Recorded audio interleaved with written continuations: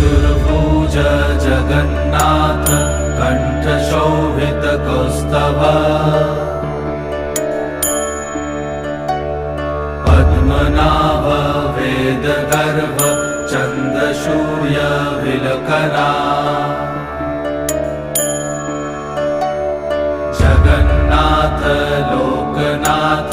नीलाद्रीश परहरि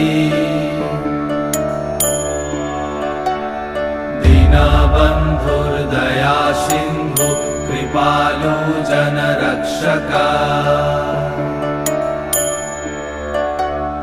कम्बुपाणि Chakrapani Padmanabha Narottam